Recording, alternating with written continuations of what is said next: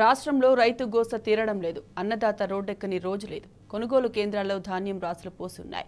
వానలకు తడవడం, అయినంక ఆరబెట్టుకోవడం రైతులకు ఇదే తన్లాట. తడిసిన ధాన్యంతో వారు ఆందోళనకు దిగుతున్నా సర్కారు నుంచి ఉలుకు పలుకు లేదు.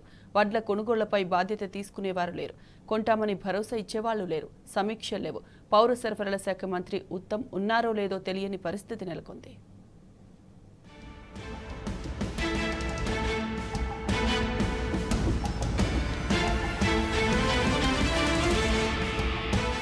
రెండు నెలలుగా రాష్ట్రంలో వానలు పడుతూనే ఉన్నాయి. కళ్ళలోనే రోజుల తరబడి ధాన్యం ఉంటుంది. కాంటె వేసేటోడు, లోడు ఎత్తేటోడు లేడు. ఎక్కడైనా కొనుగోలు చేస్తే ఆ ధాన్యాన్ని మిల్లుకు పంపినోడు లేడు. ధాన్యం కొనుగోలుపై ఆరా తీసినోడు లేడు. అధికారుల్ని ప్రశ్నించి పరుగు పెట్టించాల్సిన మంత్రివర్యులు కూడా పత్తా లేరు. సమీక్ష పెట్టింది లేదు. ఇదేమని అడిగిన దాఖలా లేదు.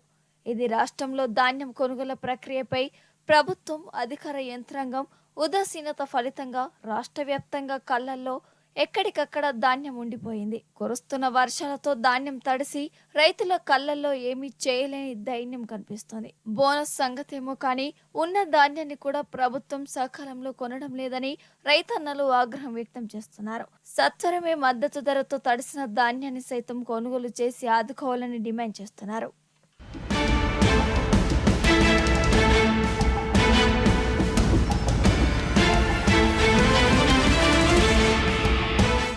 రాష్ట్రంలో ఈ యాసంగిలో దాదాపు 75.40 లక్షల టన్నుల ధాన్యం వస్తుందని అధికారులు అంచనా వేశారు.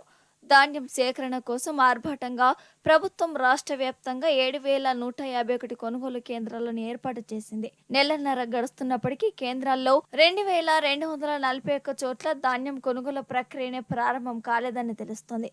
ఇప్పటి వరకు 27 లక్షల టన్నులు మాత్రమే, అంటే దాదాపు సగానికి తక్కువనే కొనుగోలు చేశారని అధికారిక గణాంకాలు వెల్లడిస్తున్నాయి. నిరుడు ఇదే సమయానికి దాదాపు కొనుగోలు ప్రక్రియ మొత్తం పూర్తయింది. కానీ ఇప్పుడు ధాన్యం కొనుగోలు, రవాణా ఇలా అడుగడుగున ప్రభుత్వ నిర్లక్ష్యం స్పష్టంగా కనబడుతోంది.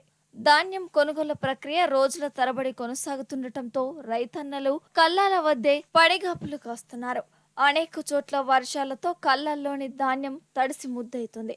ధాన్యాన్ని ఆరబెట్టడం, మళ్లీ తడిసిపోవడంతో రైతన్నలు తీవ్ర ఆవేదన చెందుతున్నారు.